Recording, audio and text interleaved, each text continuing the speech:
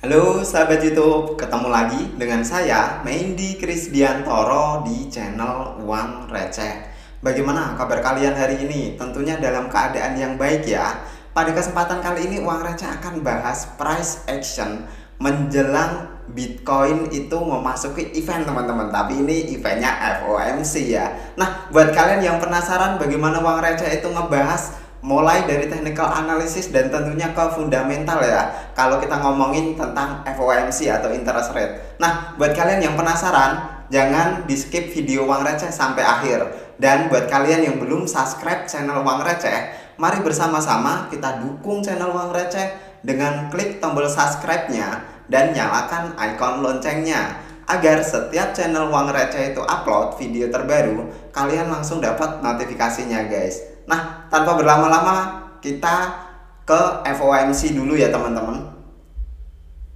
Nah, teman-teman, Uang Receh sebenarnya di beberapa video yang lalu itu sudah sempat bahas kenapa sih Uang Receh kok bahas FOMC terus dan kenapa Uang Receh bahas interest rate terus. Nah, kita hidup di dunia finansial itu yang pertama. Karena dunia finansial itu begitu fleksibel, begitu cepat berubah, jadi kita harus update terhadap beberapa berita yang tentunya punya impact penting ke market teman-teman. Nah, salah satunya adalah FOMC atau kebijakan interest rate di Amerika Serikat sana. Nah, ini tepatnya di tanggal 23 dini hari ya teman-teman kalau waktu Indonesia, atau 7 jam lagi dari sekarang sekitar pukul 1 nanti akan ada yang namanya Fed decision untuk interest rate. Jadi the Fed itu melakukan update ada berapa sih bulan ini untuk inflasinya dan kira-kira di angka berapa interest rate mereka akan diberlakukan teman-teman. Nah, di sini Uang Receh geser dulu ke bagian bawah. Di sini kita sama-sama tahu probabilitasnya untuk hari ini di jam sekitar 18.30 sore ini untuk kemungkinan besar teman-teman ada 90,8% mengindikasikan probabilitas untuk The Fed menaikkan suku bunga di kisaran 25 basis point atau 0,25%. Jadinya di 475 sampai ke 5% teman-teman. Dan untuk 9,2% itu tidak ada kenaikan atau tetap bertahan di rate sekitar 450 sampai 475 atau 4,5% sampai 4,75%. Nah, ini memang sudah menjadi clue lama dan sudah menjadi bocoran.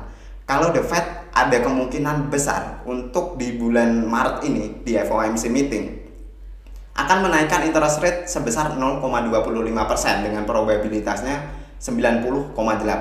Nah, hampir semua kita big player, big fish ataupun kita para retail atau para investor yang punya dana besar di aset kripto sudah memperkirakan hal ini di kenaikan 0,25%. Lantas apa yang bisa menimbulkan market itu begitu volatile padahal kita sudah sama-sama tahu kenaikan di 0,25 basis point atau 0,25% teman-teman. Nah, tentunya ada beberapa hal yang membuat market itu mendekati FOMC biasanya akan cenderung volatile teman-teman. Nah, di sini kita cek di kalender investasi ya teman-teman.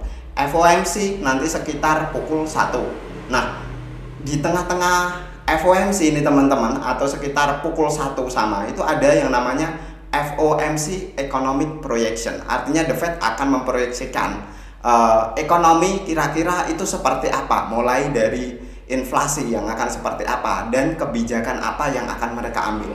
Nah, setelah itu di pukul 1.30 akan ada yang namanya FOMC Press Conference. Nah, tentunya market lebih cenderung tertarik ke dua hal tersebut, yaitu FOMC Economic Projection dan yang satunya adalah FOMC Press Conference. Sedangkan kalau kita bahas soal interest rate, kita sudah sama-sama tahu, kita sudah sama-sama yakin bahwa untuk kenaikan di bulan Maret adalah sekitar 0,25% atau berada di batas atas sekitar 5% teman-teman.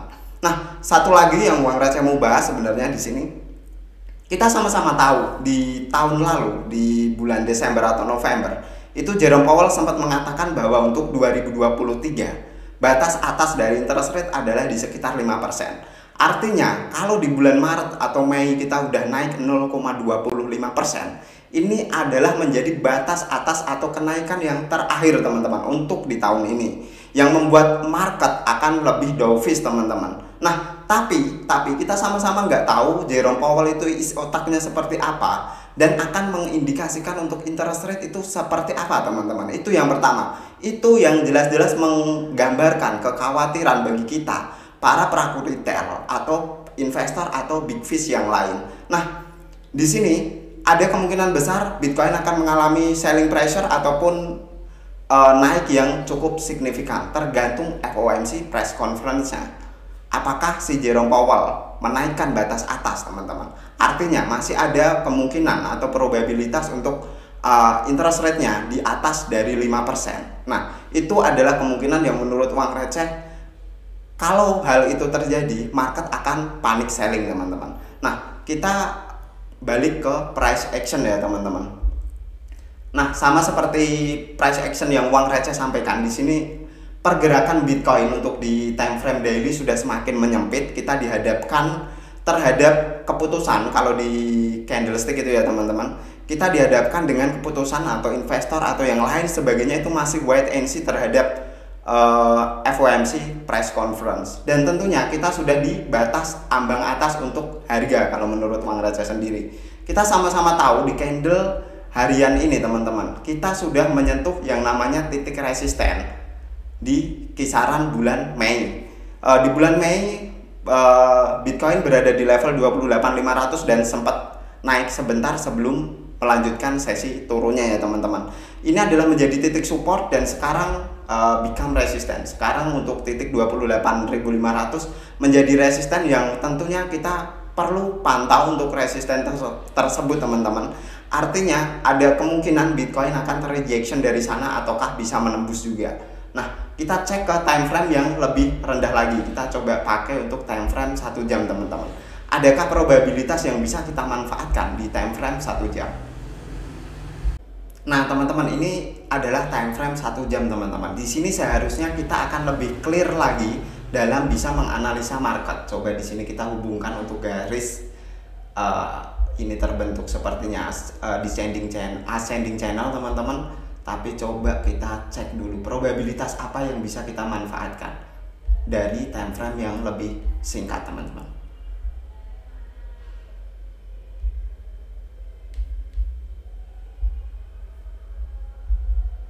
Nah teman-teman, secara garis yang lebih singkat atau di time frame yang lebih singkat, sebenarnya indikasi Bitcoin untuk tetap bullish masih sangat besar teman-teman. Nah, hal ini terlihat dari apa? Beberapa kali kita membentuk sebuah yang namanya pola ascending channel, di mana itu membentuk bagian atas, terbentuk bagian bawah, terbentuk bagian atas lagi, lower high lagi, terbentuk lower low lagi, dan begitu seterusnya teman-teman. Tapi ada beberapa kemungkinan yang menurut uang receh. Di sini coba akan kita cari probabilitas apa yang bisa kita manfaatkan dari market selama ini teman-teman. Nah, kita sama-sama melihat sebenarnya teman-teman, kita memang bergerak di dalam sebuah ascending channel di time frame hourly-nya. Tapi sekali lagi di sini uang receh melihat bahwa kita sudah benar-benar 3 kali tidak membentuk yang namanya lower high lagi. Kita sama-sama tahu kita membentuk yang namanya high di tempat yang sama teman-teman selama 3 kali kurang lebih. Nah, kita cek dulu ya teman-teman. Nah, di sini kita membentuk di sekitaran tanggal 20 Maret dan after itu kita menyentuh di level yang sama masih di tanggal 20 Maret dan ketiga kalinya kita membentuk high yang sama di tanggal 22 Maret teman-teman. Artinya sudah 3 kali kurang lebih di time frame yang lebih time frame yang lebih singkat, kita terdeadline dari posisi 28.500 teman-teman. Dan sekarang pergerakan Bitcoin semakin sempit karena kita mengetes level bawah dari trendline. Kalau kita tarik garis trendline yang lebih major teman-teman. Tapi ada indikasi lain lagi kalau uang receh coba tarik lagi di sebelah sini.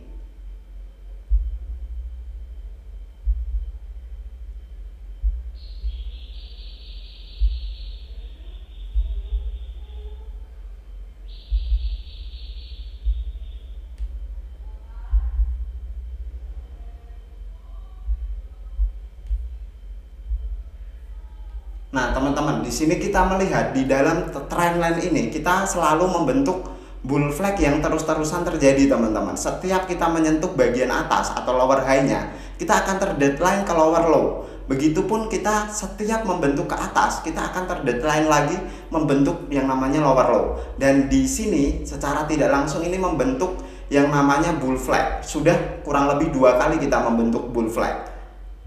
Dan kita masih sanggup mempertahankan posisi di range sekitar level 28.200 sampai 28.500, teman-teman. Nah, ini probabilitasnya secara garis besar memang mungkin kita masih berada di posisi bull market, atau kita masih punya potensi atau kans untuk naik lagi.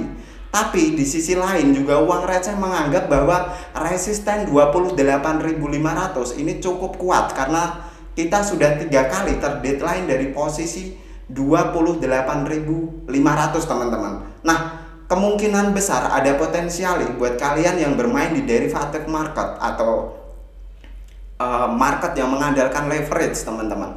Untuk posisi long uang receh, sarankan ya memang secara probabilitas kita masih ada untuk membuka atau open posisi long di time frame yang lebih kecil, teman-teman. Tapi karena uang receh sendiri melihat kita 3 kali belum mampu break dari posisi 28.500, ada potensial besar kita akan koreksi terlebih dahulu, teman-teman. Artinya kita akan menyentuh garis bawah dari trendline candlestick 1 jam ini, dan kita akan melakukan pelemahan sebentar. Ya, mungkin saja untuk titik pelemahannya di sini kita bisa menuju ke si simple moving average 21, teman-teman. Nah, di kisaran harga sekitar 28.100 atau di 28.000 dulu, teman-teman, untuk time frame yang 1 jam. Nah, ada kemungkinan besar juga kita bisa turun ke level sekitar 27.000, teman-teman, di mana uang receh menentukan level 27.000 berdasarkan garis support yang sebelumnya, teman-teman. Nah, di sini ya, teman-teman.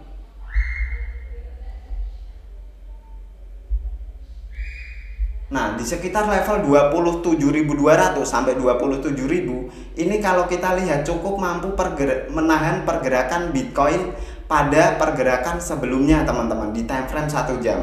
Nah, coba kita geser ke sini. Ini juga menjadi resisten di posisi sebelumnya di tanggal 17 Maret.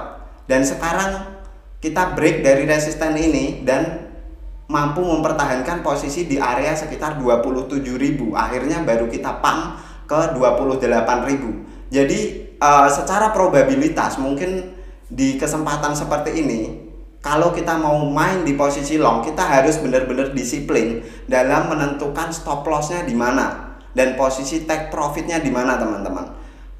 Dan potensiali kalau kita mau bermain di short position ini juga bukan sesuatu yang bagus juga, karena probabilitas sekarang adalah 50-50. Kita tinggal nunggu FOMC atau interest rate-nya seperti apa dan speed-nya seperti apa, teman-teman. Nah, kita masih wait and see terhadap kedua hal itu. Ada kemungkinan di sekitaran jam 1 market akan begitu volatile, tapi di tanggal 24-nya nanti market mungkin sudah mulai stabil terhadap keputusan apa yang akan dilakukan oleh The Fed, teman-teman. Asalkan Bitcoin tidak jatuh sampai ke level under dari 27.000, kalau menurut uang receh potensi bull masih sangat besar sekali dan kita masih bisa ambil momentum dari itu, teman-teman. Nah, sekian dulu untuk pembahasan uang receh pada kesempatan kali ini. Buat kalian yang tertarik dengan pembahasan uang receh, silakan bisa dibantu share ke teman kalian dan informasikan bahwa uang receh punya insight yang cukup oke dalam price action maupun fundamental dari Bitcoin, teman-teman. Jangan lupa subscribe channel Uang Receh. See you on the next video.